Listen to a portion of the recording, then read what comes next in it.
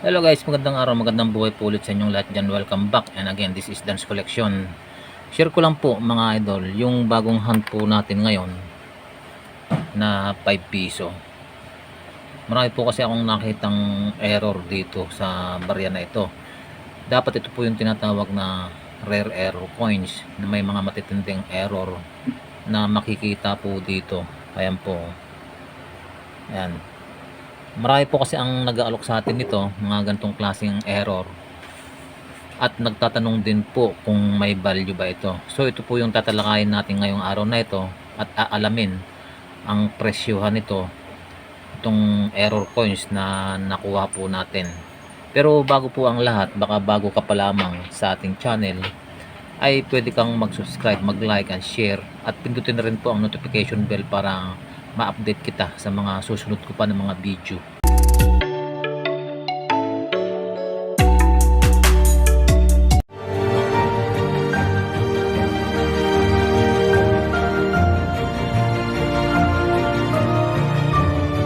Sa mga nagtatanong at nag-aalok sa atin nito, alam niyo po ba mga kakoleksyon na bukod po dito sa error coins na nakuha po natin, ay meron pang mas matitinding error na pwedeng nating makita dito sa mga barya na possible na makita pa natin ito sa sirkulasyon.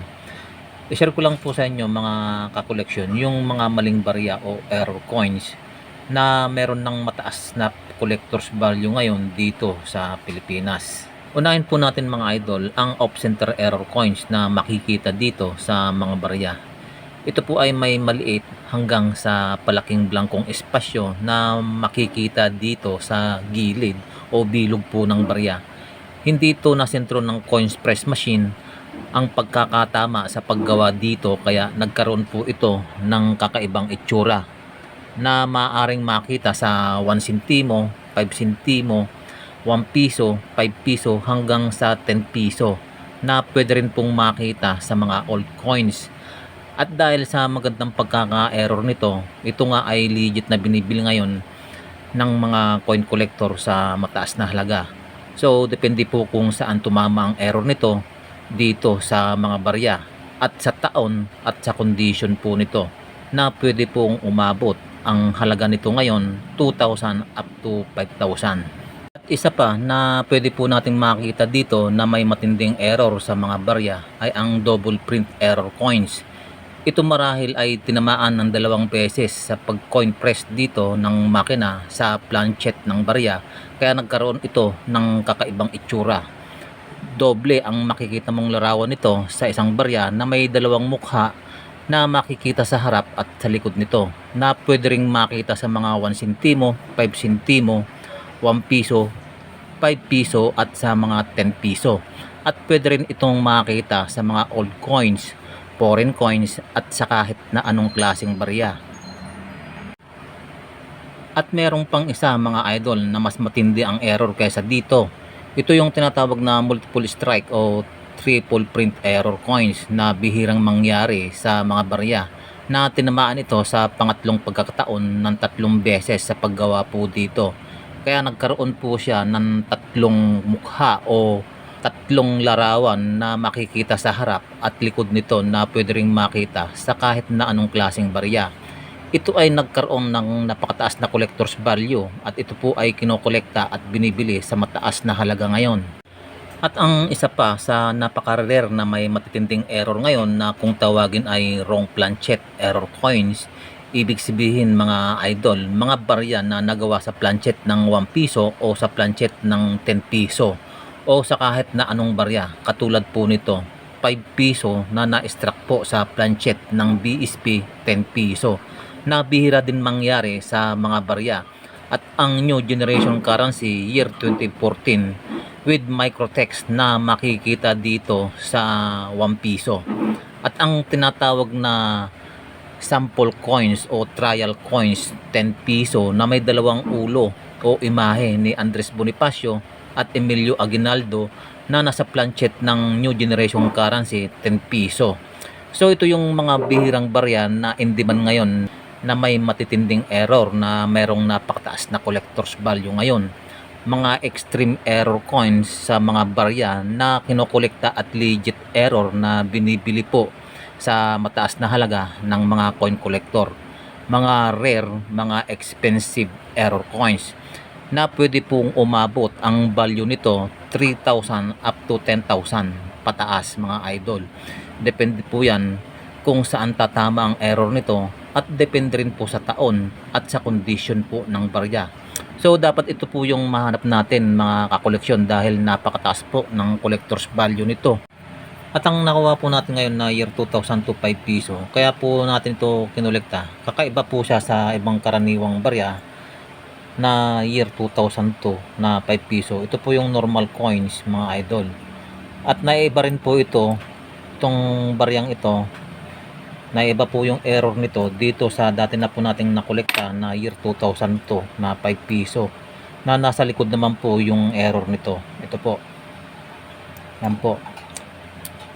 So almost 1 year din po tayo na hindi nakakita nito mga error coins po na ito.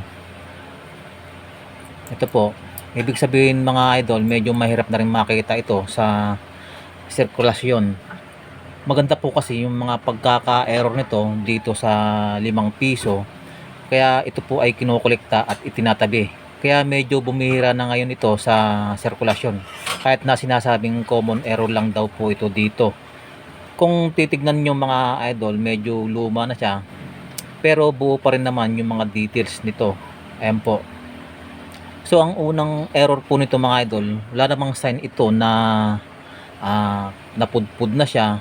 Pero mababa po yung timbang nito na 7.2 grams kaysa doon po sa mga karaniwang barya na 5 piso na may legit na timbang po na 7.7 grams. Yan po. At makikita po dito, manipis din po yung pagkakagawa po ng 5 piso. Ayan. So yan po, makakapal din po at malaki ang script of legend po nito na Republika ng Pilipinas, yung 5 piso at ang taon. So may makikita rin po tayo ditong CAD error sa bawat letra po ng Republika ng Pilipinas. So ito po yung tinatawag na sobrang metal dito sa 5 piso. So meron din po tayong collection dati na year 2000 to 5 piso na ang error po ay nandito. So makikita po dito makakapal na maliliit po yung kanyang script of legend na Bangko Sentral ng Pilipinas. So ganun din po yung kagwil. So mapapansin po natin dito mga idol yung bundok na gumuho na parang nag-landslide na umabot po sa kagwil yung kanyang slide, yung parang gumuho na lupa. So ito po yung tinatawag na CAD error, mga sobrang metal na makikita rin po dito sa mga letra ng Bangko Sentral ng Pilipinas. Yan po. So napakaganda po ng error ng dalawang barya po na nakita po natin. So hindi lang dito sa mga nahunt po natin dito sa mga 5 piso, meron din po tayong mga baryang 5 piso na nakolekta po natin na may katulad din po nito ang error. So ito po yung year 1999 na 5 piso, matagal na po sa atin ito.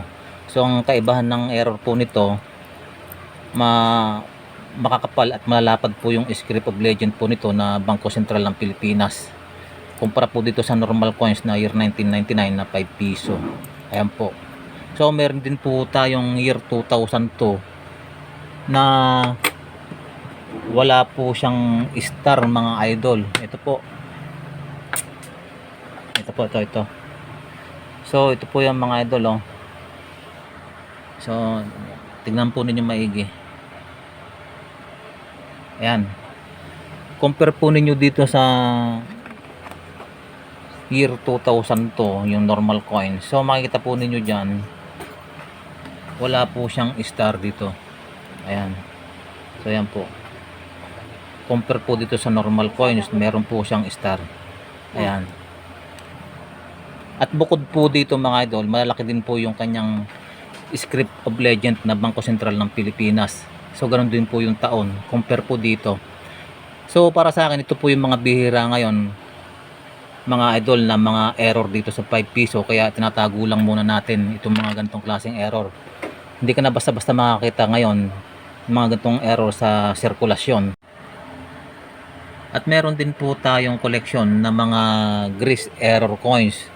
Nakakuha po tayo ng maganda at quality po na condition po nito. Ito po.